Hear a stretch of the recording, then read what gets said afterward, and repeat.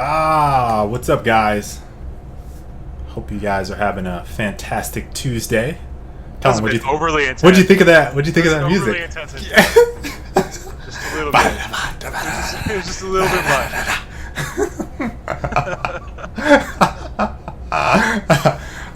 So this is episode 17.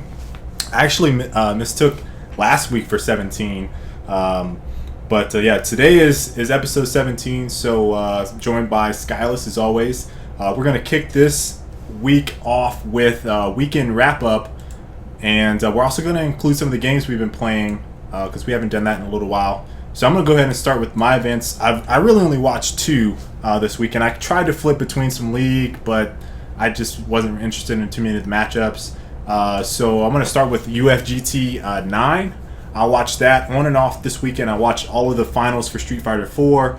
I watched some Dive Kick, which Colin, I still think you would like Dive Kick, dude. I'm interested in playing. Yeah, so that might be the game that starts you off. Injustice was mine. Dive Kick is yours, and then we'll just progress from there. Things like I like the head-to-head aspect of fighters and the kind of mind games positioning and stuff. Yeah. I don't like memorizing 100 combos. So that's what I said. Dive Kick is right up your alley, right? Yep. All right, so that is pretty much what I spent the majority of this weekend watching. So for Street Fighter, Valle got first. He played Ryu, Wolf Crane. So Crone. Yeah, it's Wolf Crone. Okay, Wolf Crone played Viper. And so, I was specifically looking for him with the controller. So I didn't really know him by name because I couldn't remember. Then I saw him with the controller because you had mentioned him. And so I was like, oh, that's the dude Colin was talking about. And he was doing work. Like, I was really impressed considering everyone else uses a fight stick. And to see him in the top, 6, 7, 8 consistently. I mean, he got second in this event, but that's pretty fantastic. Yeah. He's one of those guys who just has the right attitude about practice and all that stuff. I could definitely tell. He was doing see, I'm starting to learn some of the lingo and actually know what, like, you hear the commentators talking about it and you're like, what?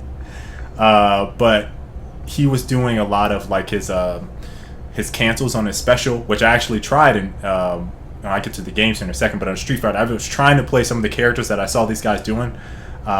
And that shit is hard what they do. It is fucking hard. Very difficult.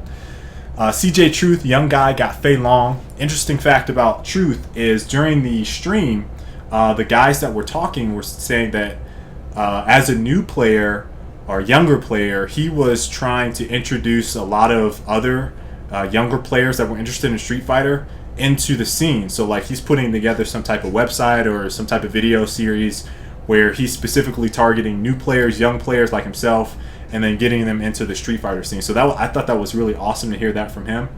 He played Fei Long. Mike Ross got fourth, like he always does, playing Honda.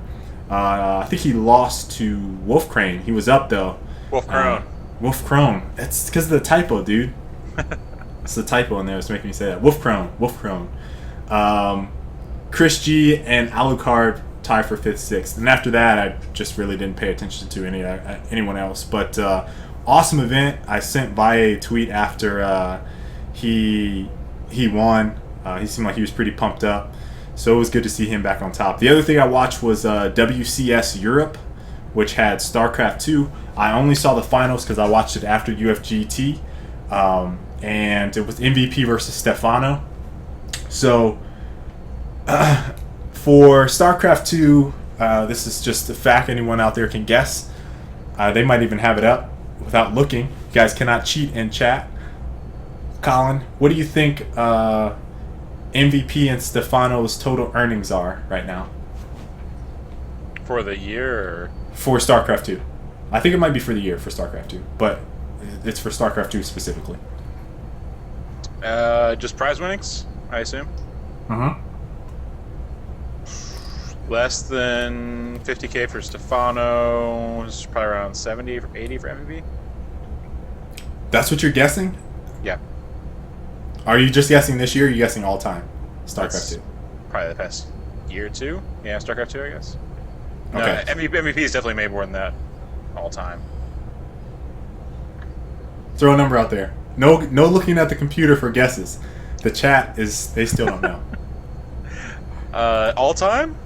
You're not giving me the right information. I don't know what it is. This is, I'm pretty sure it's for StarCraft 2 all time. Is all-time leader is what they said. I'm pretty sure. They didn't say on the year. MVP's made like almost 200 grand on StarCraft 2. Okay, so But MVPs. he made a lot of it early on. Okay, MVP's exact number is like $376,000. Sounds about right. Stefanos, who I don't know how long he's been in the scene, but they kind of alluded to like he wasn't on as long as some of the other guys. He made $276 or $256,000 in StarCraft 2 so far. Seriously, what did he win? I mean, like I know he's won some events. I have not heard of Stefano. Now I knew MVP. I know him. Like I know, obviously, but he like any esport or competitive game, a lot of the money comes in bursts. So, for example, MVP made most of his money from the GSLs. I don't think Stefano has ever. How does he have, dude? How does he have that much money? They said between the two of them, they have over $500,000 in earnings for StarCraft 2. That is absolutely ridiculous. Because I have not heard of Stefano. Yeah, see, that's how I felt. You know exactly how I felt. Anyway, so he's just been a bunch of chunks. One. Yeah. Okay. There's a website for all this, by the way. sc2earnings.com is where they track all that. sc2earnings.com. Yeah. I just mind blown by that earnings amount for those two guys. It's what makes it so 228,000 in about 2 years. So 228? Okay. A little over 2 years for Stefano. Okay. So and actually MC has made more than MVP, so yeah, that's what they said. What's MC at? he's almost the same. Okay. 365. 300. Okay. So this event, which had outstanding, absolutely phenomenal production value from just a little bit that I watched, which was just the finals. They had they were playing in Cologne, I believe it's in Germany. I think that's right. Yeah, it is. That's where I was at for the WCG finals. So is that like an eSports hub? They have a giant convention center, so it's kind of like the default place in Germany. Okay. Because of the convention center. So first for this event was 20,000. Second was 12,000. And what I was about to say, what makes these earnings so huge is like these are not split. Like, you hear, the COD $1 Million tournament, which we talked about previously. Some of the other tournaments, like you're splitting those between 4 dudes, 5 dudes. Like this is just one person earning that much money, and that's absolutely insane. So 1v1 stuff, man, if you are good at those games, can net you some major bucks. And Korean, if you're Korean. If you're Korean, throw that in there. As I'm looking at the earning list, and there's 14 people over 100K, and one of them is French, that's Stefano, and the rest are all Korean. Wow, that's insane.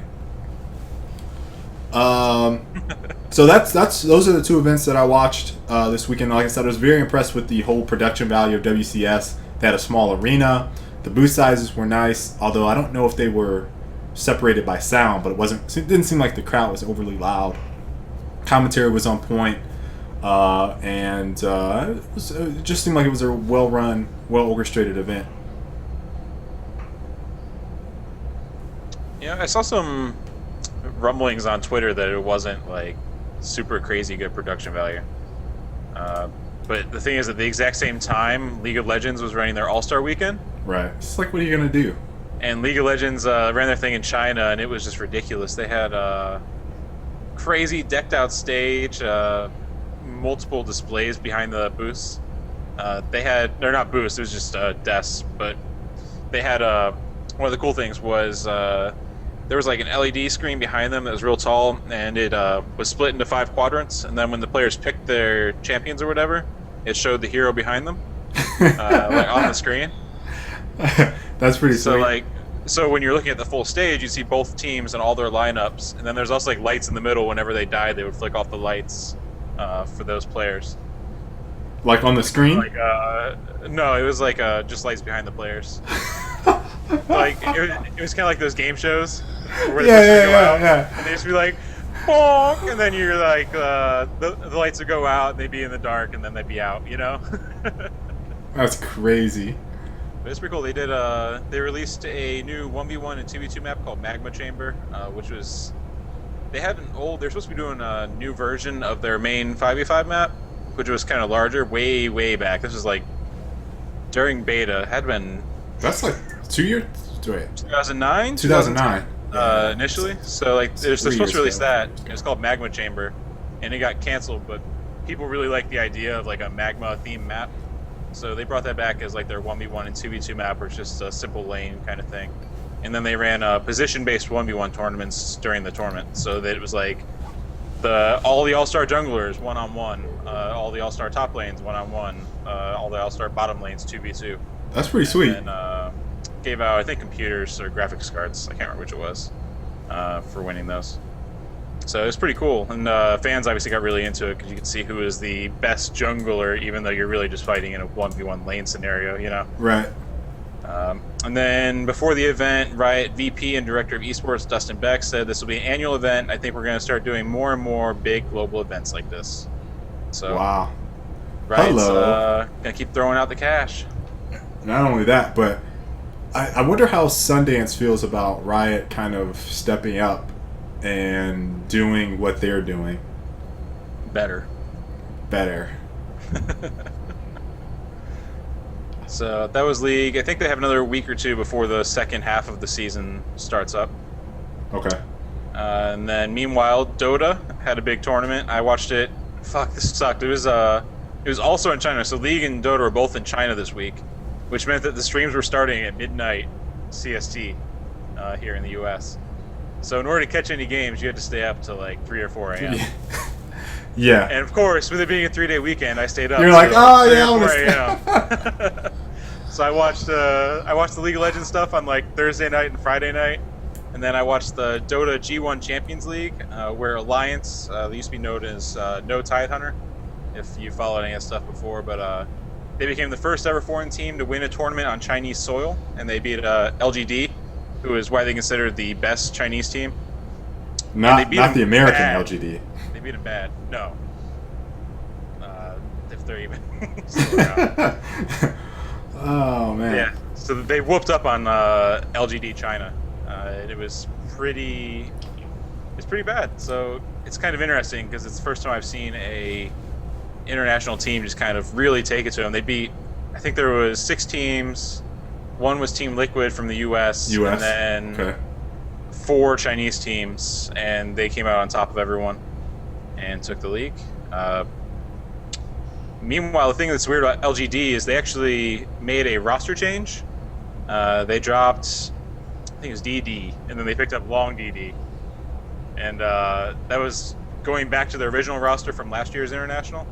And because they made that roster change, they actually lost their spot in the International for this year and have to play in through the qualifiers. Ooh. And they did this like maybe a week before the qualifiers. So they're going through the qualifiers right now. They've struggled to win their first 2 matches. They're both 2-1. They're sitting in the winner bracket finals, but they need to qualify just to get in. And like I said, they're considered probably the best team in China. So they're kind of on the ropes. But I think now it seems like they'll definitely get to go. It's just a matter of if they'll get the top spot or they'll have to do the play-in spot. Play-in spot, yeah. I highly recommend that if you guys have access to DoTA, if you have a friend who's in DoTA, get an invite and check out their spectating tools and that kind of stuff. It's a lot of fun to watch matches on there. I have watched. It's fun to watch. Yeah, I've watched a couple. Well, early on, like when you first showed me that stuff, like that was like all into it. And then I got on here. I watched a Brazilian. Again, this is another thing where it was like long weekend. I've been watching streams all day. I'm waking up weird times. I watched a Combat Arms tournament in Brazil. And for those of you who don't know, Combat Arms is a free-to-play shooter. It released in 2008. Yeah. Free-to-play game, 2008. And they had 3,000 plus viewers for a $5,000 tournament. Can we have them guess? Yeah. I was going to have them guess. Damn it. So they're playing, it's kind of like a fast-paced version of Counter-Strike, but you get to pick your gun that you start with. And of course they're playing a bomb game type, so I have my interest right away. And like I was watching, and there's I couldn't understand a word that was being said because it was in Portuguese, which again makes it even more amazing because it was on Twitch with 3,000 plus viewers in Portuguese, so it was strictly like Brazilian viewers tuning in for their LAN tournament, and $5,000 prize. So I watched for a little while. There's some pretty sick plays. There's a few times where I was like, "Oh shit!" That is just some clutch bomb disarms. And for some of you console guys in there, like, this is the exact reason that PC esports scene is just taking off, because the devs can continually, especially with free-to-play games, continually update the game so that your community is still there. Yeah. 5 years down the road. Looked up after. They said they have like 400 some guns now. Yeah. I heard Combat Arms, community-wise, has like millions of players. Yeah. So, they're up there, and then Crossfire is a very similar game. With tons of players. Tons of players, yeah. And internationally, not just in like one area. They have them all over the place. Absolutely insane. So yeah, the funny thing about that, this whole story is that when Colin and I worked at eBash, this game popped up while we worked there, because that was 2008. We worked there from 2008 to 2010, just about. And so this game came out, and I hadn't played PC in a while, and like, you know, I mess around every once in a while. And so all of a sudden, like, a couple guys started sitting down and playing, and we're like, man, this game kind of feels like Counter-Strike. So next thing you know, we had like, it might have been like 2 weeks solid of us just playing that game, and it was pretty fun. And then to see a tournament for it, what's this, 5 years later, is just crazy to me, thinking about where it was to where it is now. Yeah, I mean, it was fun too. I think we all enjoyed it. Legitimately fun. So it was pretty cool to watch it. And it was just kind of like flicking through the channels, like, seriously? Combat Arms tournament? But they had a stage and everything. Let's see. It was all like young kids playing too. Yeah, it was. I made sure to spot that out. Alright, we haven't talked about the current games we are playing, so I'm just going to ramble off mine. You didn't even put yours on there. You have this long list. All I've got is Dota. That's it? You've been playing Smite? You just made the start making the switch over to Dota in preparation for the international. You want to practice for that? No, I want to be able to follow everything that's happening. Oh, okay. I was like, what? I'm playing Dota 2, getting my timber saw on. That's the shit. Get to cut down the forest. Fucking hilarious. Can you actually cut down the forest? Yeah, in Dota you can cut down trees and take down trees. And does that mean you can change how the lane? Yeah, it completely fucks up the lanes in the jungle. Wow. I didn't know that. You actually like lay down your saw as timber saw, and then go back to base, and the saw will return to him, cutting down every single tree from the entire map on the way to him. What's up, Raloobs? Tiger, what's up? So the games I'm currently playing right now, Warframe, which is a free-to-play co-op game. Oh God, Colin, they're hitting you. Free-to-play co-op game. It's pretty fun. I'm probably going to do like a rundown video, kind of like my review style video on it that I just introduced. It plays a lot like Phantasy Star Online mixed with Mass Effect mixed with Dark Sector. If I could wrap it up into a couple of different games. But I'm trying to get back into it to see what's changed since we initially started playing, which was like, I want to say January, February-ish. Also playing Injustice. Again, I got my fight stick, and I recently bought Super Street Fighter 4, and I'm playing that as well. Got all the download update stuff on that. I started off with Guile to learn him. Now I switched to another projectile character. I'm going between Ryu and Evil Ryu. So right now I'm practicing those two. And I'm playing Loadout. Free to play, third-person shooter. Hey. Halo 4. The game is currently in early access. I should mention that as well. Loadout. Halo 4, and just beat. Actually, I downloaded Call of Juarez and beat it in 5 hours. So it's $15. I'm doing a Let's Play on it right now. The game is pretty fun. Enjoying myself there. Colin, all you got is Dota 2, man. It's weak.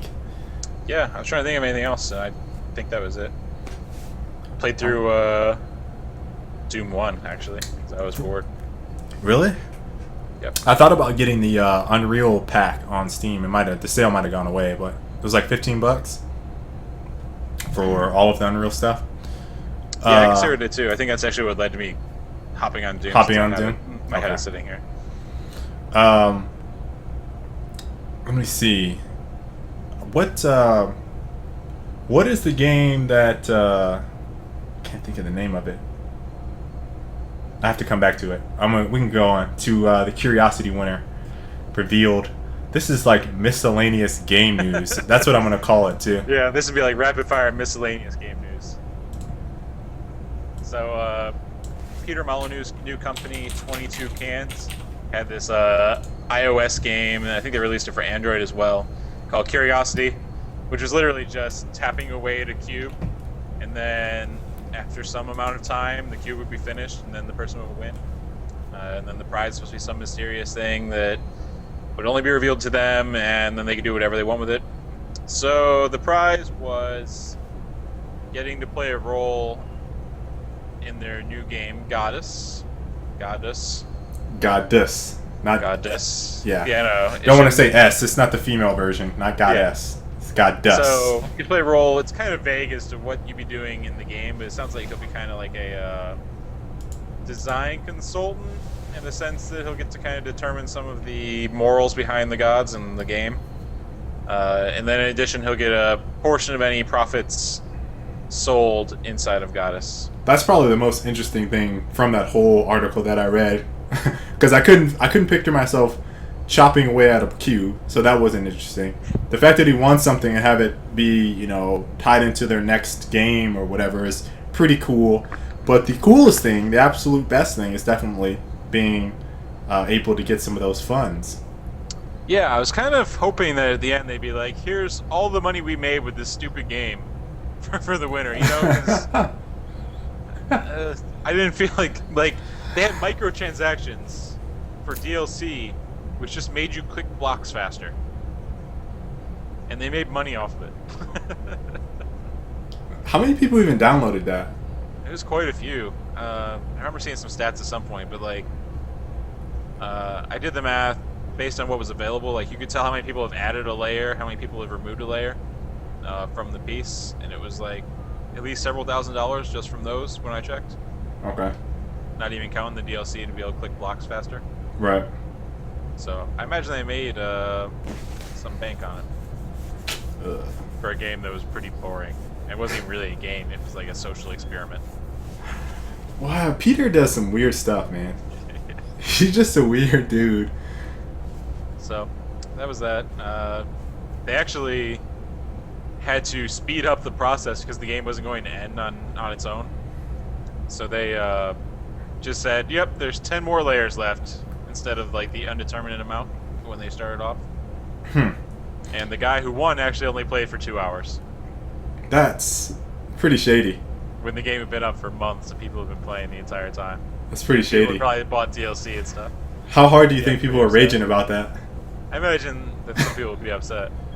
But you have only yourself to blame if you sat there and clicked blocks for 3 months. Alright. Moving on to the next one. Again, random video game news, which I think it's all pretty interesting. Mojang announced their next title. That's Notch and the creators of Minecraft. Yeah. It's called Scrolls. It's a collectible card game, kind of like a board game though, because it has a hex-based board we're actually playing cards onto. It'll be $20. Open beta starts June 3rd. It's a big departure from Minecraft, obviously, because it has nothing to do with anything Minecraft. And then it's a card game. So I'd say the one thing in common is the graphics obviously are on the low end because it's just cards and little animated characters. Yeah. And they didn't really look that good, to be honest, from the trailer. But it's $20 in order to get into the open beta, following in kind of the same vein as Minecraft did, where it stayed in open beta forever, but you could buy early access essentially. The interesting thing here is it's probably going to compete quite a bit with Blizzard's Hearthstone, which is collectible cards on that end as well. We actually talked about that second week of the show? Yep. And I said I was interested in Hearthstone. I'll probably check out Scrolls as well. But it has me less interested just based off the trailer. And the visuals, I think, is a big thing, because if you're replaying a collectible card game, you're going to be staring at that shit for a while. I'm going to grab this link so people actually know what you are talking about right now. Yeah. There's the game. I looked at it, Raloops, and I was basically like the same thing, because whenever Colin, I didn't even know, was it Hearthstone? Is that the name of it? Hearthstone, I believe. Hearthstone? Actually, it could be Hearthstone. I don't know. Colin sends me these links to these types of games, and I'm just like, what? I have to sit down and I had to watch gameplay on it to even grasp what it would be about, because I had no idea. So that's just some of the obscureness that Colin enjoys. I think it'll be big, just because of who it's from. Yeah, I mean, It's the same thing with Hearthstone, really. It's be big based on who it's from. do you think they're going in to? addition to the fact that Magic the Gathering obviously is very big on its own. Right. They're kind of modeling after that. Do you think that they're going to do some type of Minecraft they're going to plug it into Minecraft here and there? I don't know. I would. You just all the grass for a day is replaced with ads for Scrolls. You're just mining gold, and all of a sudden it's like, here's a Scrolls. Here's a 14-hour trial for Scrolls. I think they would do that. I would. I would definitely do that. That'd be funny. So here's one that I thought Both was different parts of their team, though. But I can see them doing some cross promoting. what I think is particularly funny about these is that I don't know what market this interests. If I were to play a card game, to be honest, I would just buy the cards and play the deck. But it's have people to play with. Right? Much game wise, you couldn't really do a hex based thing. You couldn't do anything with random generators. You couldn't do simultaneous turns. Maybe I'm just this is There's a lot part of stuff the. that you can do only on a video game, but you can't do with a card game. Yeah, I think that's just part of me is the old man in me, I guess. It's I see cards, so I'm like, this is a card game. You should not be played any other way. Back in my day, we didn't play cards on the internet. We went to poker. We went to poker casinos. We play with the mob. You aren't that old. And you're from Ohio. Hey, yo, Youngstown has the mob, dude. Get out of here. Nearest casino is nearest actual casino is what, Detroit? Dude, that sounds right. No, well, depends if you go to Jersey. Yeah. Go out there. My dad used to go there in Atlantic City. So we talked about Wargaming and World of Tanks before, just because we were so shocked and in awe that they were throwing together $1 million tournaments for a game about fucking tanks. I'm still scratching my head. I still don't get it. I will never to this day get it. But they are launching a North American eSports league for World of Tanks. That's Wargaming.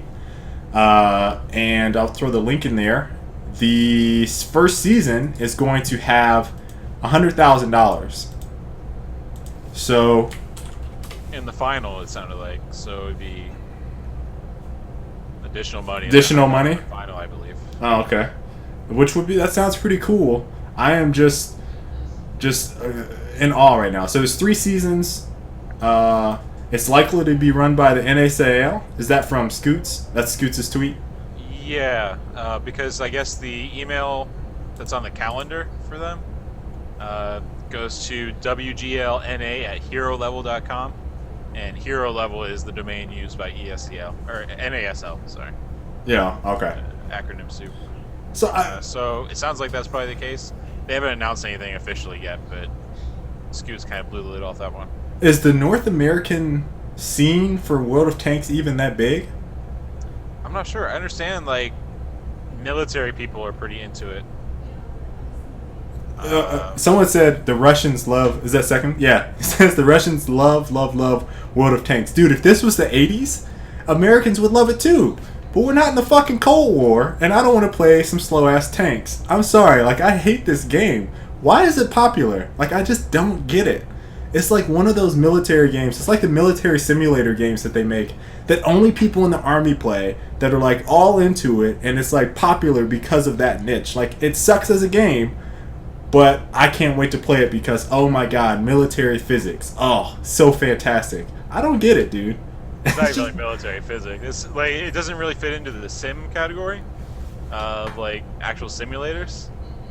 It's just a thing where you roll around with a tank.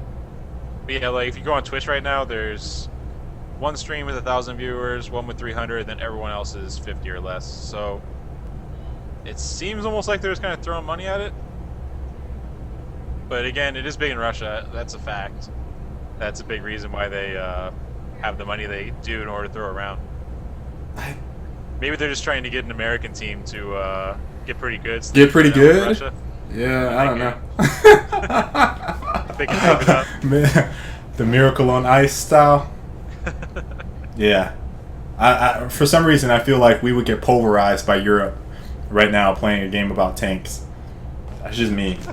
Like if it was infantry units, stealth, shooter, yeah, I think we would win, but no. And it's on PC. It's painfully difficult to watch.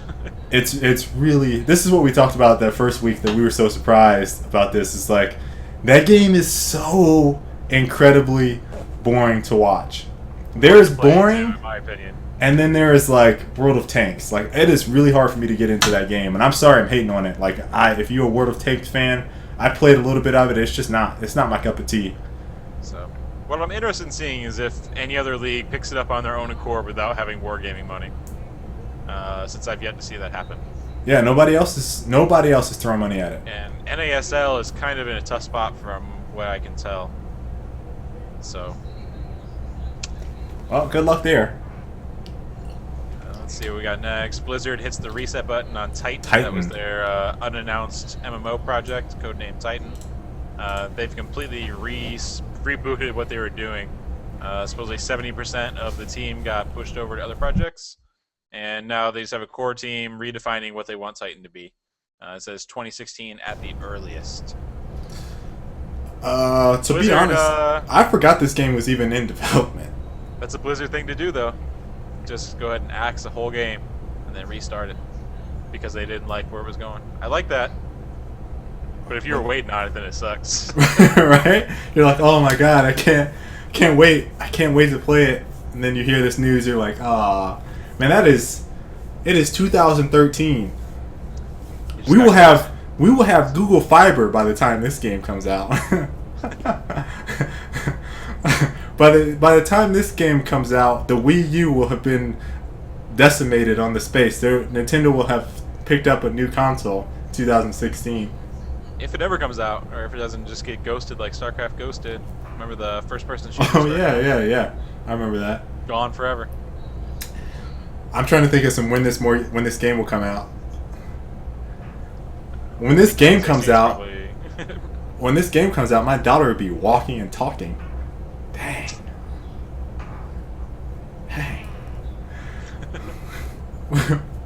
Come on, guys. I'm looking at the chat when this game comes out. I don't think it'll even come out by 2016. I think that's hopeful. If they're restarting the project entirely. When this game spent like 4 or 5 years on it. I'm going back to Google Fiber. When this game comes out, Google Fiber will have launched in another city. Still going, Colin. When this game comes out, I would have had a girlfriend. I would be 27 when this game comes out. Oh man, that is fair. I do like the Blizzard does that, but that's pretty shitty though. At least they do this. I will say from an industry standpoint, at least they don't say, all right, team, you guys did not pull this in the direction that we want. It's okay. We're going to shift you to some other projects instead of saying, all right, you guys are done. Gone. You guys are all gone. Like, that would be shitty. You failed us for the last time. So here's some more game news on my end. Visceral. You guys remember we talked about Star Wars. I should say StarCraft. Star Wars. As being one of the studios that will be producing Star Wars games since EA bought out the license for this. just a bit of news. Like, this is just teasing. This is like just the tip. They have announced hiring for a new Star Wars game in its earliest concept phase. So I imagine they're looking for like high-level lead designers, a bunch of leads basically for the project to get some of the concepting and stuff done for this first game. And for you guys that don't know who Visceral is by name, that is the studio that produced Dead Space. So, like I said, I'm very excited for this because, as we mentioned on the Star Wars episode, you have DICE, Visceral, and BioWare as the 3 studios that are going to be producing Star Wars games. And so Visceral, I was wondering if is going to kind of do the whole Star Wars Force Unleashed aspect of it, which, I mean, based off of Dead Space reception, would be phenomenal. They'd be the front runner for a more action-oriented Star Wars game. Well, BioWare would obviously do the RPG stuff. RPG. Battlefront would do the multiplayer shooter stuff. Battlefront. You said Battlefront. DICE. DICE. And so that is the the last bit of gaming news that we have. Let's go ahead and go to the community chat, then we'll hit up Destiny stuff. Oh, well, next gen is what we have next. Okay. So, community topic. What you guys got for us? We're looking at the chat right now.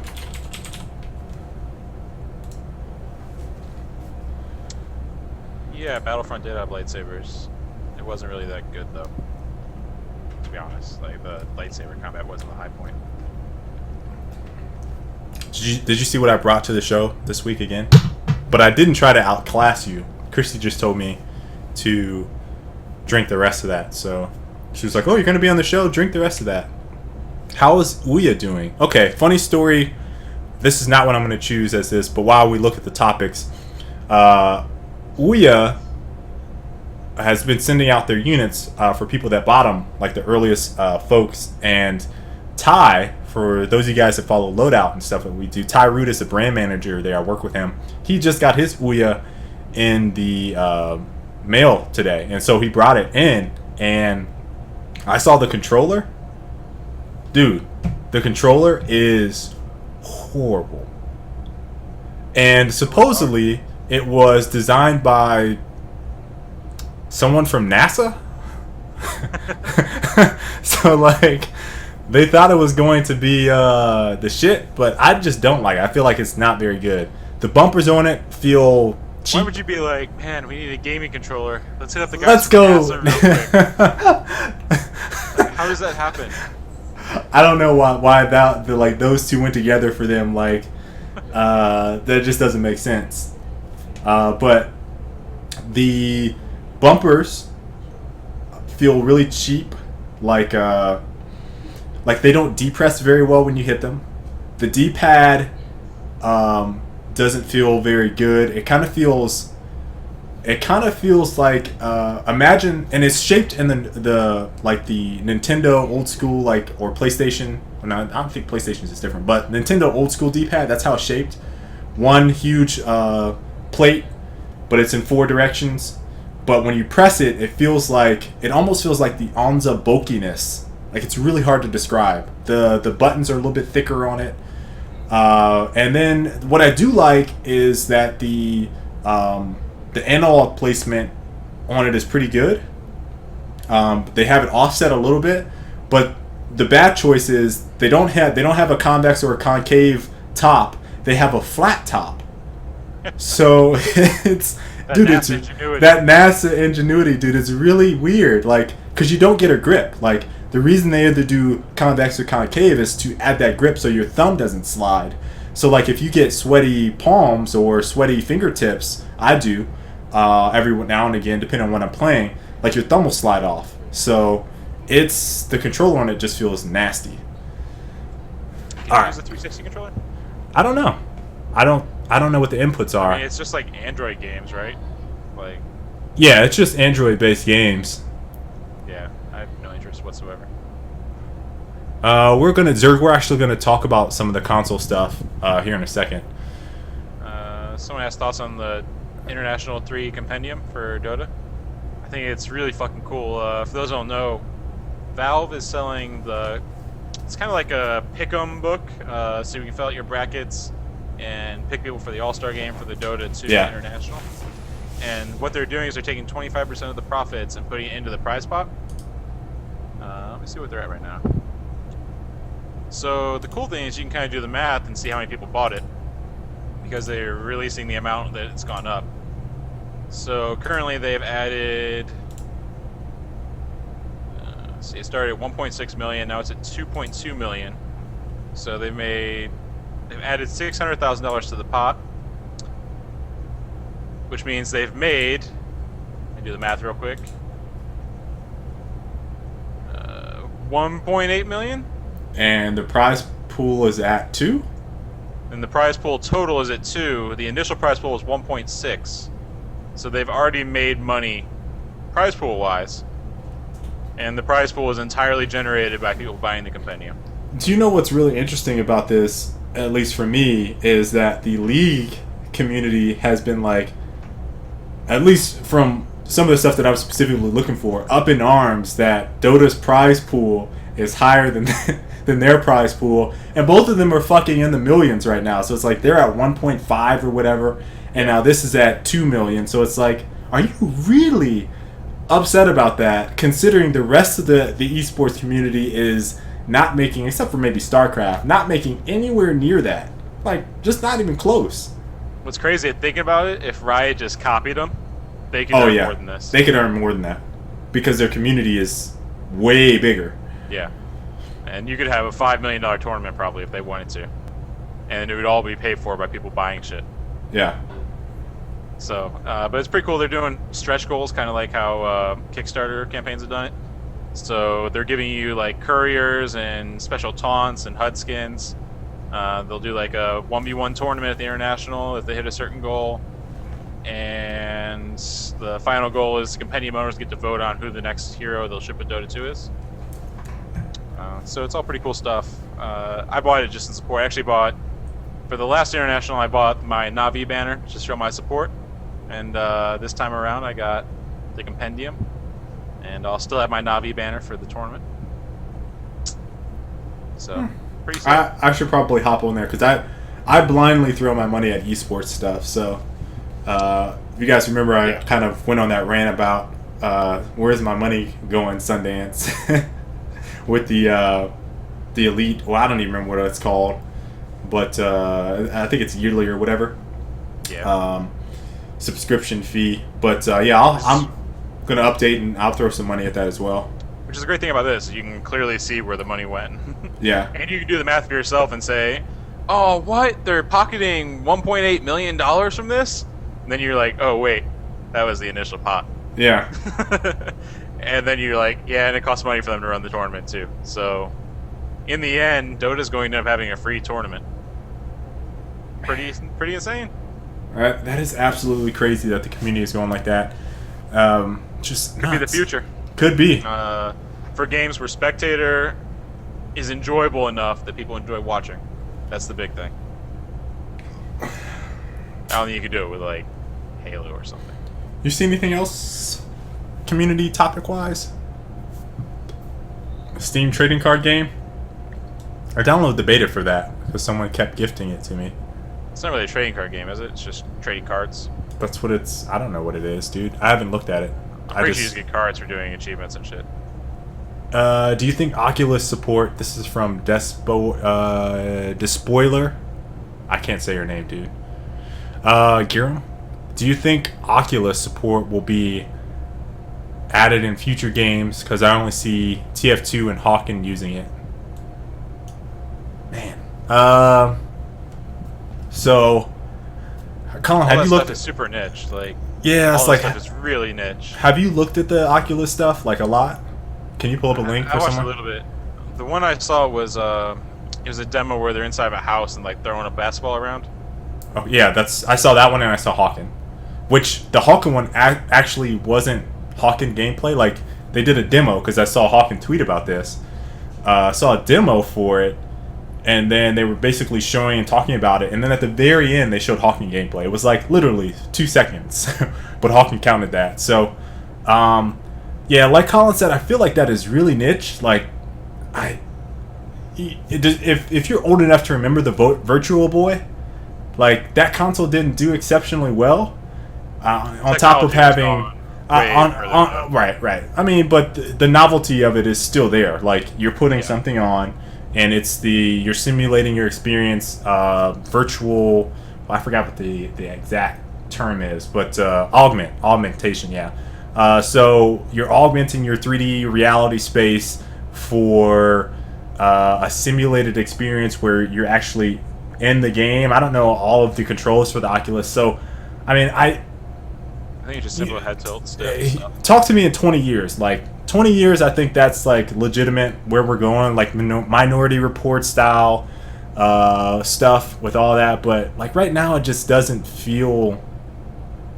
I don't know. Doesn't seem like it'll play well. It needs to not be massive. Like right now, they're pretty huge. Right.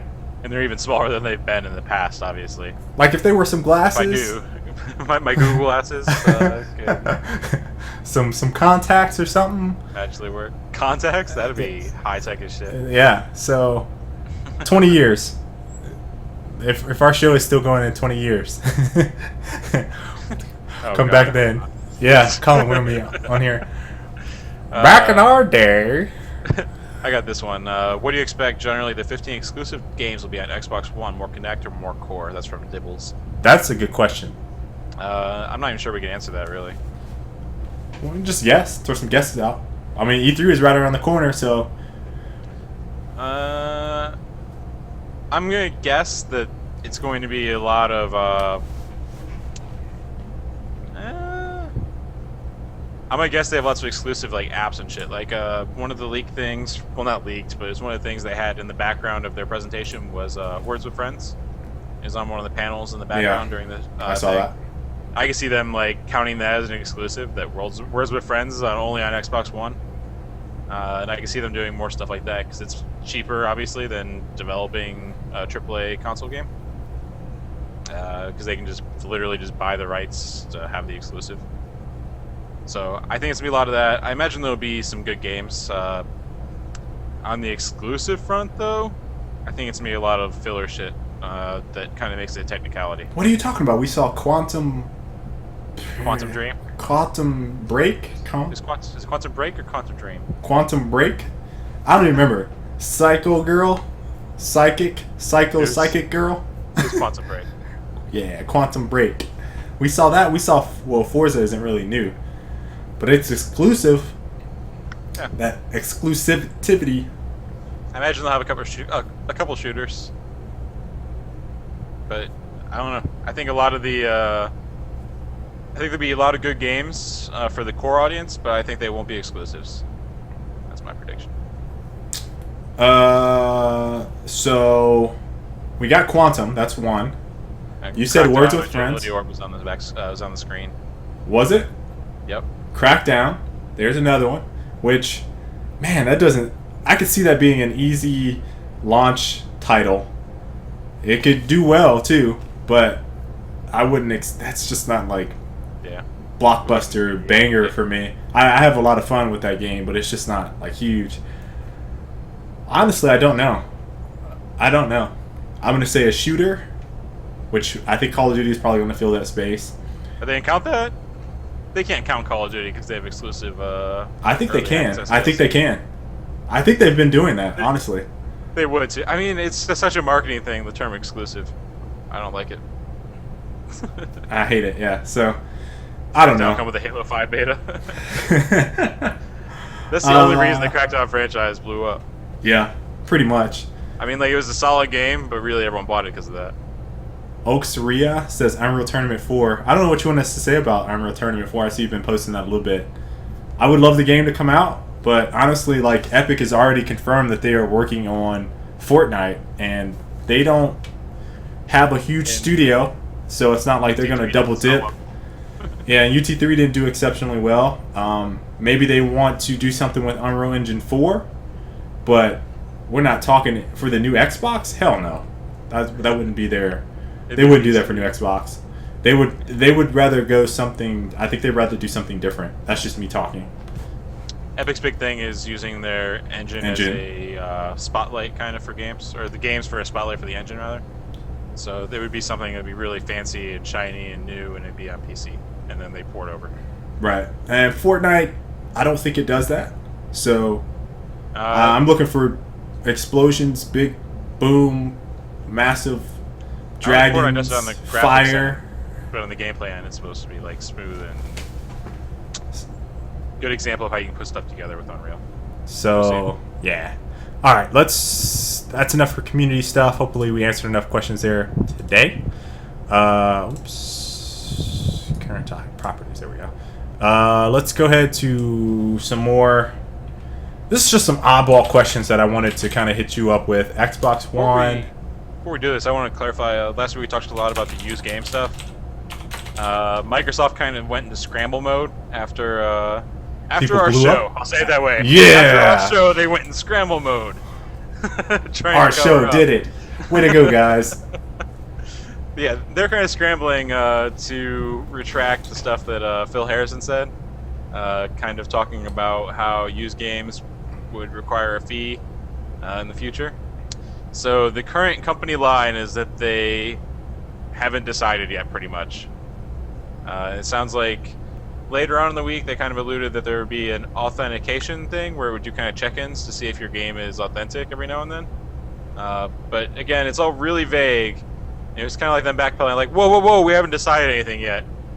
And then they kind of responded. There was a quote that they said that they thought it was, they said it was frustrating or unfair how the press were reporting it, with inaccuracies and incomplete information.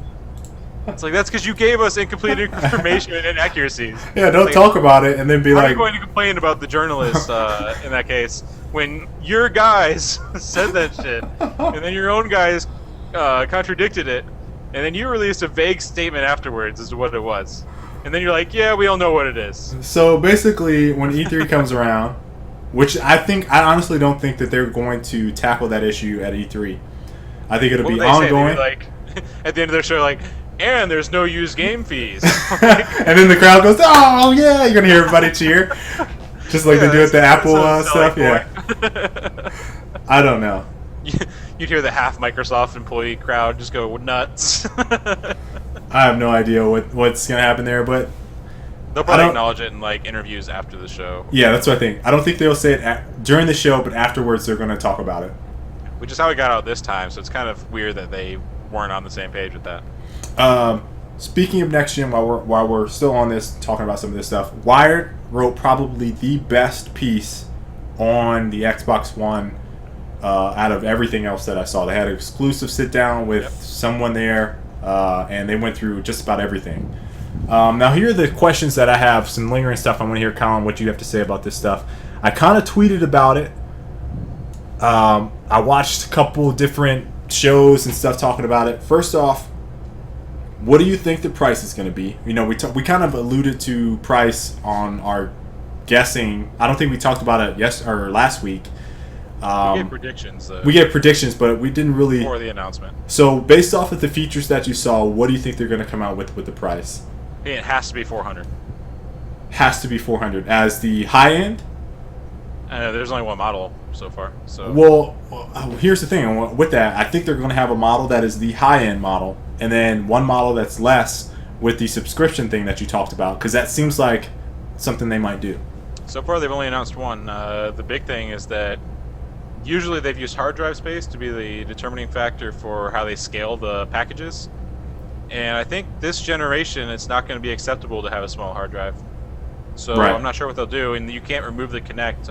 Kinect is required. So I don't know.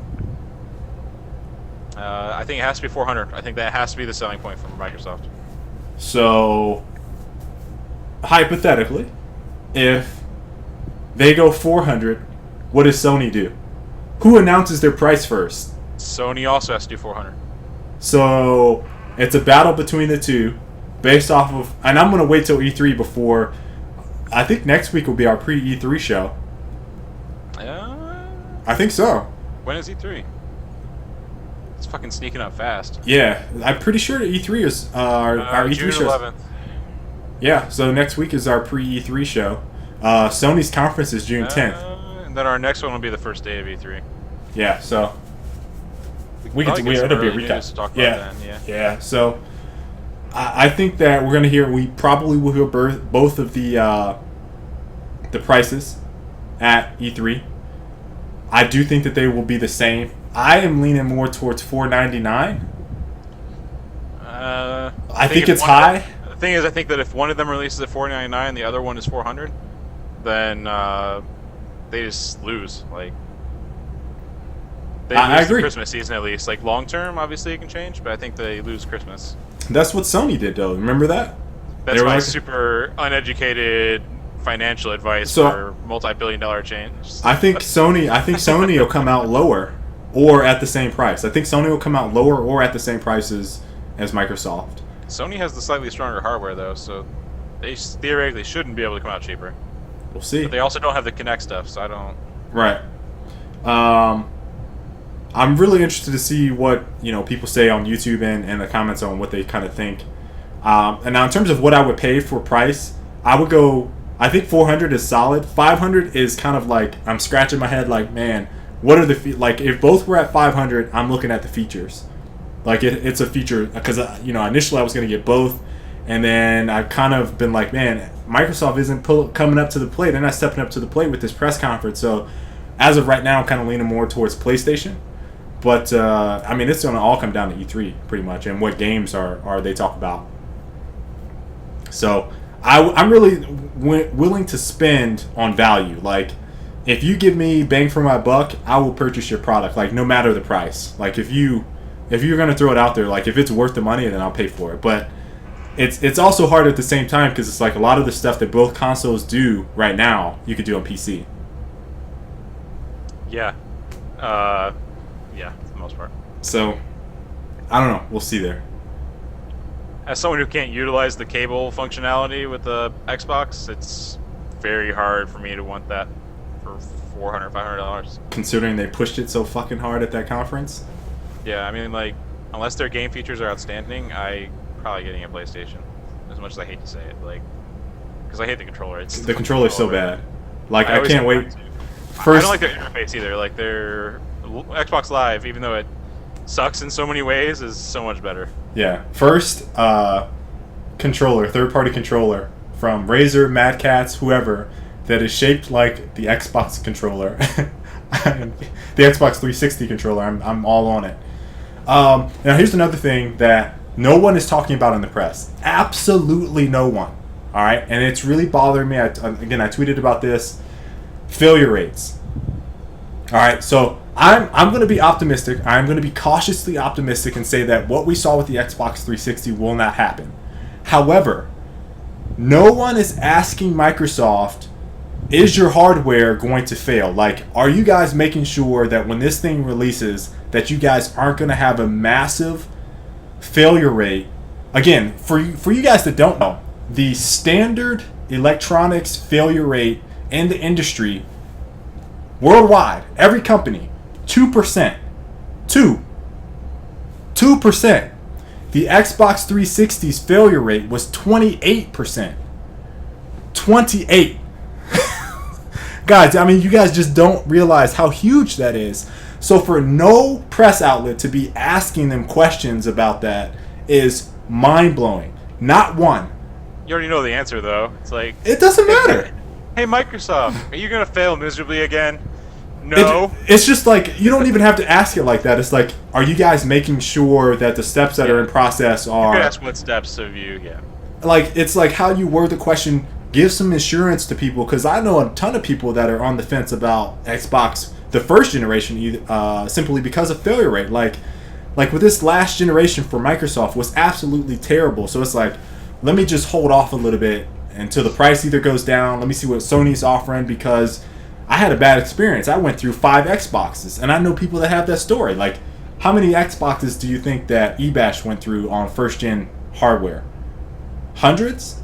A lot. I mean, it was a lot, dude. So, I am absolutely mind-blown that no one is asking questions on this, because it's custom-built CPU, this is new gen, new tech. A lot of stuff can go wrong. So, I'm absolutely blown away that no one, absolutely no one, not one press outlet, not one, Colin, has asked about it. Hexahedronaut. Shit. Hexahedronaut. Posted a link from Eurogamer where they did ask him, and he gave like a generic marketing response. There we go. Like I said he would. I think you have to look at the quality of hardware innovation that Microsoft put together. The team they've assembled is world class. They've designed a modern piece of hardware which has capabilities of the chips in a box, plus the power connect, plus the power of the cloud working in how the. I want to know who asked that question about it, because I looked hard. You give the props to Tom Bramwell. Yeah, you have to say it like that too. Tom Bramwell. Tom Bramwell. He's Oh man. So I guess that's probably not how he says it. So so I mean, it's been asked. I think that if you actually look at the way the box is designed now, I was able to see the tearaway where they opened it up. Yeah. And the fan is fucking gigantic. It's like maybe 2/3 of the box. There's just a giant fan on top. Well, they're like nothing that's gonna overheat in this bitch. Yeah, and then they got the all-in-one chip with the CPU and the GPU. So it's less things to cool, and they can kind of focus all their stuff on that with the heatsink. So I think that they've taken the precautions there. I doubt that they'll have something like that. I'm not sure they could survive a issue like that coming up again. Yeah. There definitely won't be red rings because there's no rings anymore. they made sure that was a bad design choice, guys. Microsoft just loves having the iconic failure screens. You know, like the blue screen. Death, and you got the rings. I can't remember what the Xbox One did. It was just black screen with white text, wasn't it? For like disc unreadable and shit. Black screen, white text. I think. Yeah, I think you're right. Last thing, Xbox One controller. Now the only thing that I really saw about this is that IGN had something on it where they did an in-depth on the controller, talked about the process. They made some changes that I don't really agree with. We talked about it. We touched on a little bit with the rumble feedback. Rumble feedback triggers. And the triggers, which I think is absolutely horrendously stupid. Just because I don't play with rumble, and if you're shooters. Even if you have them off, it seems like it changes how this triggers feel from what I was reading from multiple people. Is it like feedback? I mean, just like it has more tension, I guess, is probably the best word. Ugh. Like on the 360 controller, it's just a spring. Like that's all that you're pulling is against a spring. Well, the trigger shape is actually different. It's not the same. Yeah. So I don't really know I like the trigger design. I know the resistance and stuff is different too, which is the big thing. What I don't definitely like is the one plate with the bumpers on it. Like it goes across the front. You see the big black with the Xbox logo or the guide button, and then the bumpers. I was not digging that at all. The rest of it seems okay. Analogs, buttons. Are the buttons tighter to the frame? Look like? I don't know. It looks the same to me. Do you think they're still using membrane? It has to be mechanical buttons. If they're doing millions of button press tests. If it's not mechanical, I'll be very disappointed. I think they're doing membrane. I'd just be disappointed. I think they're doing membrane. I don't know. That shit's awful. So that was the last bit I had on this. Now the very end of the show today, I'm going to talk a little bit about Destiny. What sucks is I think this trailer debuted right after the show, the day after the show. Yeah, so I imagine most people have seen it. Yeah, so we're going to show the Law of the Jungle trailer. Going to do like a commentary breakdown over it as well. This is our first time we've done this in this setting, so I'm going to flip over to the old box. I don't think you guys are going to see me. It's just going to be Colin's pretty face. Uh-oh. Yeah. Alright, so there we got that. And let's go back to YouTube. I have it up. Let me make sure this is playing. Oh, yeah. Yeah. Look at that, guys. Okay, so... how do you have this set up? No, that's good. She's still asleep? Okay, that was Christy letting me know that I am in charge. She says hi and bye. So, anyway, Destiny is the new shooter, massive they're not calling it an MMO. So I don't even know what to call it at this point, Colin. What would you call it? They call it a console shooter. They call it a console shooter that could maybe come to PC someday. Yeah, okay. It's a console shooter that can maybe come to PC someday. So you want to read the quote before I play it? Sure. I saw you guys are looking. Hold on. I'll switch back to us so you guys can see us.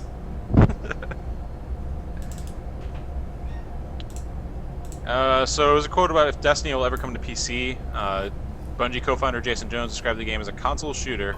The game's earlier revealed this year, but the developer hasn't rolled out a PC version. He said, "We haven't said yes, but we haven't said no.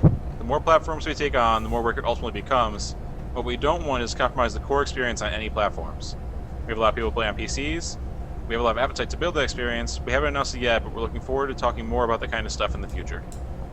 So I don't have a problem with that response. Like distant future kind of thing. Yeah, that'd be like a couple years out.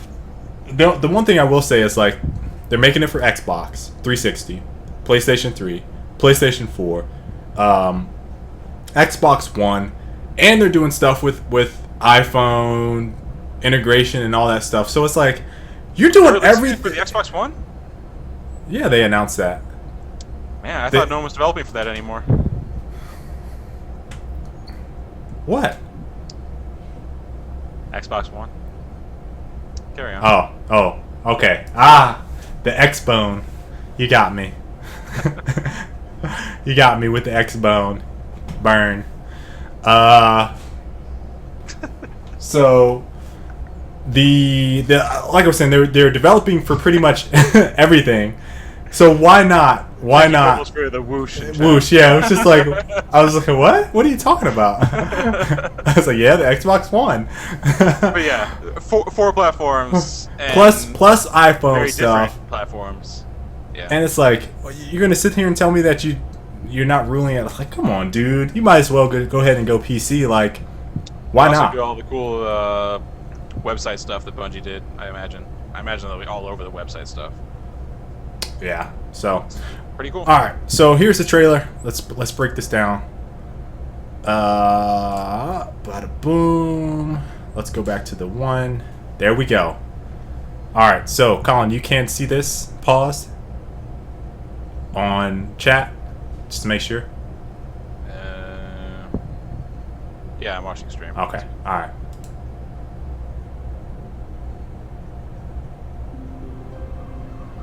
Pay attention, son. This is the part of the story that's really important. Now, this is the law of the jungle, as old and as true as the sky. The wolf that shall keep it may prosper, but the wolf that shall break it must die. As the creeper that girdles the tree trunk, the law runneth forward and back.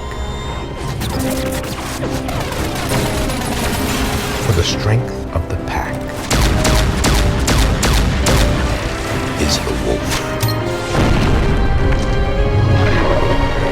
and the strength of the wolf is the pack.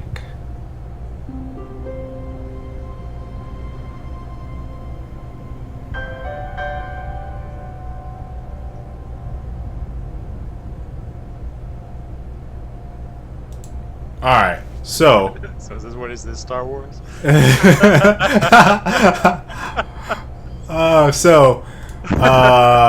gonna scrub through some of this. This is the opening.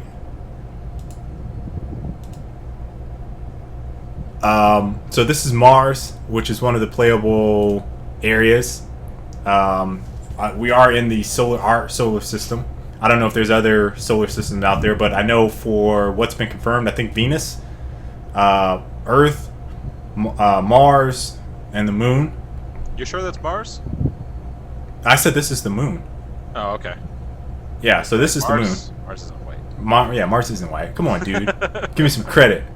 All right, so what you guys can't see is like, I wonder if they can see can they see my mouse? Yeah, you guys can. All right, so right. Yeah, 2 says you said Mars. Yeah. Did I say Mars for the moon? I meant the moon. Yeah. Okay, so this is the moon, guys. Clearly the moon. I was about This to is the moon with lots of moon craters. We've been here. We haven't been to Mars yet. So right here where my mouse is, that is a vehicle in the distance. And these are the 3 playable classes that they'll have. This is the Hunter. I think this guy here is the... We're going to get a front view on him. This is the Warlock. Whatever the hell he's called. I think that's right. Warlock? Yeah. And then this guy is the Titan. So you guys can see the custom emblem on the back. Bungie does that. He's holding like a long-range sniper rifle. There's some more insignia stuff there. And the Warlock is the mage. So let's scrub through a little bit. Yeah, look at that. Look at that mask.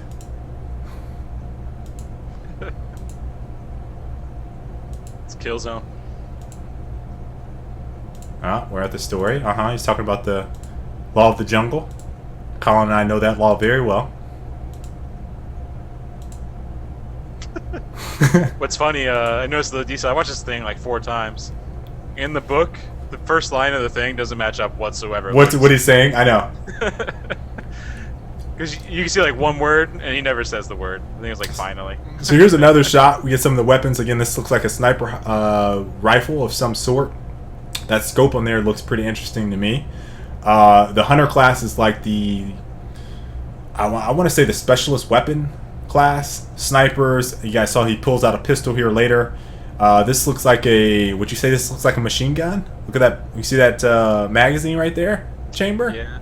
Or shotgun. Yeah, it looks like Gatling gun, kind of. Gatling gun? Yeah, so like the Titans, based off of their description, they're like defense characters. So I figure them like having attributes where they kind of move slower, stronger defense. The weapons that they have might have like Gatling gun or shotgun-ish qualities. And then this guy is the Warlock. And this looks like a pretty standard assault rifle. I mean, to me, I can't... Maybe it's a submachine gun. I don't know. It looks like an assault rifle to me. It's really similar to the Halo assault rifle, actually. It does. It does. So, I mean, you can really tell that Bungie... Like, this is a Bungie product. Because some of the characters look very Halo-esque. Especially the helmets. I can't think of what helmet name this is on Halo. But looks very... both of these helmets, actually, look very Halo-ish. This looks more like a gas mask. This is one of the enemy characters. I don't remember the name of this one off the top of my head. I think it's the Drab. The Dread. Dreb. Shit, I think it's Dreb. Dreb. They have they're almost insect-like. You know, they have the arms. I think they're probably really agile based off of their holding daggers, pretty much. I was trying to think of what they kind of reminded me of from Halo, and I couldn't really... It's like a cross between a... what are the sniper dudes and then the elites. Just on their build, that's what it kind of reminded me of. Oh, hold on, let me go back to this. Oh, wait, there it is. You see this vehicle in the back? Spider tank. It's a spider tank, dude. Alright, so here's another action scene. What are you laughing at? I'm just laughing at you getting excited about the spider tank. What? The spider tank? What? It's in there, dude. You're on the moon, of course there's gonna be vehicles. Spider tank. I just want to ride around like a... Not too much you can really tell from this scene. I think there is one that I thought was particularly interesting when you see the... Yeah, here we go. He's winding up for the magic shot. Yeah, you see that? I can't slow-mo it. I wanted to do slow-mo. I wish they had that in here. So we could go frame by frame on some of this, but... I'm kind of curious, because it's supposed to be first person, right? From the little bit of footage there's been. Yeah. I'm kind of curious how that'll look in first person. Yeah. So here's some vehicle gameplay. That's definitely going to be in there. That's what I want to be riding. Like, I don't care about the spider tank. I'm just going to cruise around with those all day on the moon. Yeah, so this is pretty cool. I am looking forward to the vehicular gameplay. Halo does it pretty damn well. Bungie does it pretty damn well. So does Halo. So I'm looking forward to whatever vehicle gameplay they have in there. It should be pretty exciting. I'm trying to see if you can get... Did they show it up close on the on the tanks. Yeah, look at that. Look, Colin. Looks just like Halo. I'm gonna steal one of those and I'm gonna blow up everybody. Everybody. Probably blowing up bots because this is definitely player versus bot scenario. All right, so here's the other planet. This is Mars. This is the Cabal. So they look very much like a cross between the Krogan from Mass Effect and the Hunter Elites from Halo. Kind of have the shields and all that. So you know my favorite part of this, right? Can you guess? It's the explosive pistol. It is the explosive pistol. Everyone just gets blown up. Because I don't know what the hell he's shooting. Okay, What's here's weird a is close it up looks on like him. he hits the shield. I don't know how I feel about that. Yeah, so Looks like he this hits is the shield with each shot, then they just detonate. this is the Cabal. Big, chunky, nasty characters. There's that pistol, and we also get a cross shot. Unintentional. That's next generation crotch shot right there. Look at that. Oh yeah, high def. You can see the individual wrinkles in the bulge.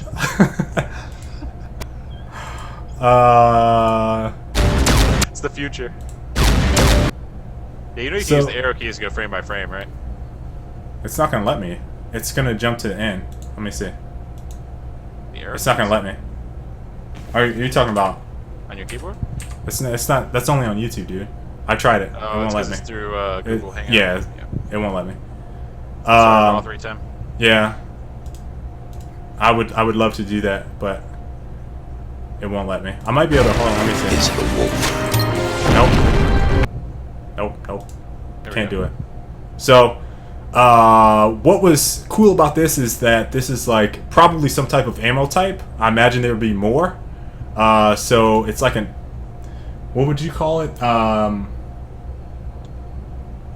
A fusion almost? Almost like a fusion. I don't know what the exact term is that they would use for a gun like that, but I want to say Borderlands probably has something One thing, similar. it's kind of like them just combining MMO elements in Borderlands. So Yeah. like, I imagine there'll be ammo types. There'll be like slight differences to the guns. But I'm kind of curious how they're gonna milk out enough stuff to make it. So this is definitely cool. Collecting, customizing. There's some more the armor insignia stuff, the customization. But the explosions that they showed on, you guys can see. So like they hit them, they absorb the shot, and then they blow up like this guy. He did. And then, yeah, they all died. Hit perfect aim. Then they turn around, And the strength. and there's a big one. Big nasty one with a huge Gatling gun. So, yeah. So I'm kind of curious. I can't think of any game which has done You see the ships in the background too? FPS raid elements. Like, can you think of any? Like, where you've been like multiple people against a big boss? Multiple people against a big boss. Obviously, Warframe is an example. Yeah, I think Warframe would probably be the closest thing But I mean, to like, that. from a shooter aspect, I guess Firefall is another one which is doing it. Borderlands. But I'm kind of curious because the issue is a lot of times MMOs, from the more traditional variety of MMOs, there's a very good chance you can just end up with a scenario where you're all just sitting there shooting at something like stationary. You know what I mean? He can't possibly attack everyone. Yeah. So it could be interesting. So that was our breakdown of the Law of the Jungle.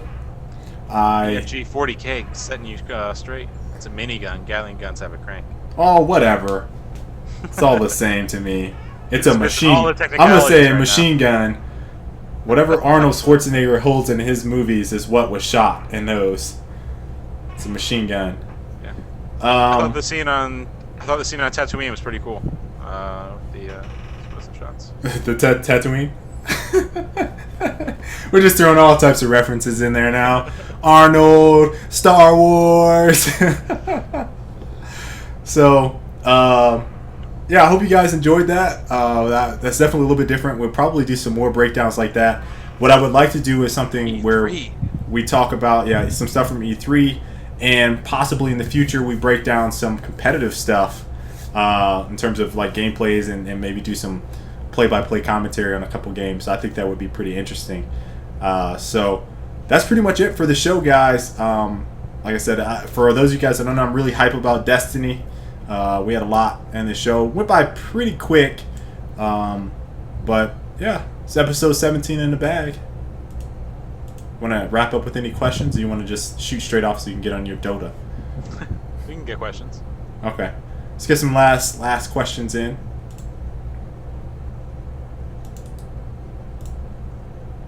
There we go. I finally got the YouTube thing working in Hangout. I could have done that before. Whoa.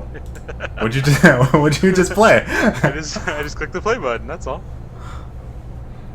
Alright. All Actually right. mute your mic during playback so I couldn't hear you 2 times. Okay. Any thoughts, concerns about the necessity of always having to have your Kinect connected to your Xbox One? They actually confirmed that you have, well, it has to be connected, you can turn it off. So there's that. I'm actually a little concerned about literally walking around. Well, I won't say walking around in the nude, but walking around in garments that I don't necessarily have all my stuff on, or Christy kind of walking around like just lounging. Sounds kind of, I don't know. Kinect's just watching you. Just watching me. I don't like that aspect of it. In higher resolution than ever before. That 4K. Am I going to Evo? I would like to. I've definitely talked about it. Can I wear 3 headsets? I don't know. I can bring my earbuds in. This doesn't count really. Earbuds. Underneath Astros. I probably use them to get rid of the Astros. Just because that's what I use for hearing.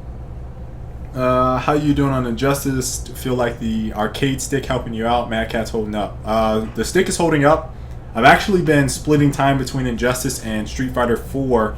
Probably been playing maybe a smidge more of Street Fighter 4 currently, because I don't know anything about that game. So the ramp up time, I always spend a lot more time learning how to play games versus just playing them. But Injustice, like, the only thing I don't really have down right now is like stringing together combos, as well as I did on the controller, because I don't know what buttons I'm pressing all the time. So it's just a memorization game, muscle memory, but it's getting there. I am playing Street Fighter, yes. I'm mostly playing locally. I'm practicing with a couple guys that are pretty good at our studio. Any news on the return of Sub Sundays? So I've just done a preliminary breakdown of my schedule to see if I can fit that in, and I'll have more news on that after I'm completed. I started it yesterday because I had some people asking about it, Dibbles. So I would like to. It's just like my daughter makes it really difficult for me to stream and do a lot of stuff. So we'll see. Yeah, we did Big Armada. We talked about UFGT at the beginning of the show. Yep. You can catch on the VOD. One thing I did talk about was the mystery game tournament, which is pretty badass. They're playing all sorts of shit. Just I watched a game where they were literally like construction trucks fighting it out, like just wailing each other with the scoop and shit. And then one dude was playing a dog driving the construction truck. That was the character. And then for the finals, they did Soul Calibur on DDR pads. It was pretty hype. How is that even possible? Soul Calibur on DDR pads. It was pretty impressive. They figured it out pretty fast. Wow. Will it be active reload tomorrow? I have no idea about Active Reload, guys. I don't run the show. That is completely Cream show. So all of your Active Reload questions need to go to Cream, because I have absolutely no idea. I tried out Proteus. I don't know what that is. No. Send me a link. I'll give it a try. I've pretty much tried almost every game that someone has recommended to me. Even Forge, and then when I had to buy it. I had to buy a $20 game that someone recommended to me. I got that for free. Yeah. I think I got it by messaging someone from MLG, actually. After the first few weeks of complaining, they give up on it. I would do Active Reload every week. guys know how consistent I am with stuff, but it's not my show. This is my show, and I'm 17 weeks strong. Will I ever get a fighting game? Might get dive. Dive kick? Maybe. No, not maybe, Colin. You're getting dive kick. Maybe. I enjoy like more arcadey ones. Like I loved Power Stone on the Dreamcast. I'm not sure if you count that as a fighting game, but I like those kind of games a lot more. Did you ever play Dragon Ball Z? No, I remember watching people play it at eBash. It was pretty fucking insane. Just people just flying around and shit. Fuse? Just do an Arctic reload.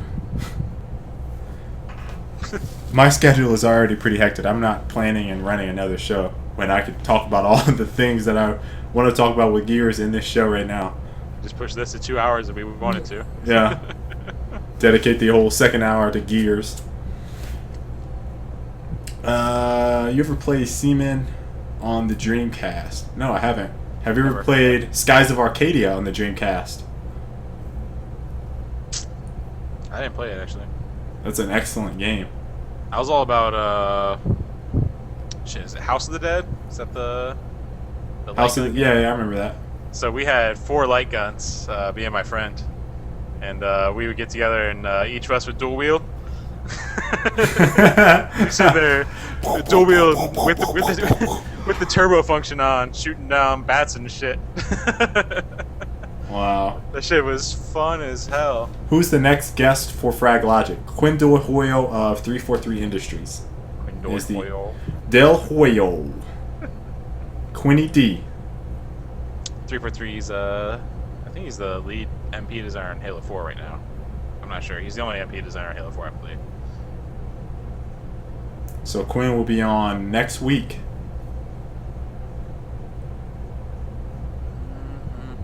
Typing on. Is there anything about Twisted Metal for next gen? I haven't heard anything. That's actually a pretty good candidate for a exclusive title.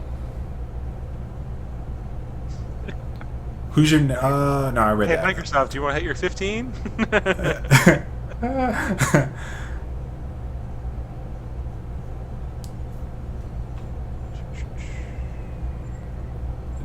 So we're good. You got any news on loadout for consoles? Nope. He's put loud out. Dibbles. Loud out. Loud out. Looks like we're good to wrap it up. Alright. So Go get my timber saw. yeah, I'm gonna play some Warframe. So I hope you guys enjoyed the show. I really enjoyed this one. It's pretty fun. Next week we will have Quinn Del Hoyo from 343 on the show, as I just mentioned. We will be talking about Halo, obviously. So Halo theme will probably spend the last half hour of the show talking about that. Maybe even sooner, depending on when he can get on. So expect some news on that. Yeah, because they're coming out with a new weapon tuning update. So you guys, if you play Halo, I definitely recommend giving it a try after this update. The 4-shot BR is going to be back. They're tuning the carbine. The DMR is getting a nerf. The light rifle is getting a slight buff, maybe adjustment to make it more fit its role, I guess. Yeah, buff. So yeah, that's episode 17 in a nutshell. So looking forward to next week. I'll catch you guys later. Thanks for watching, guys.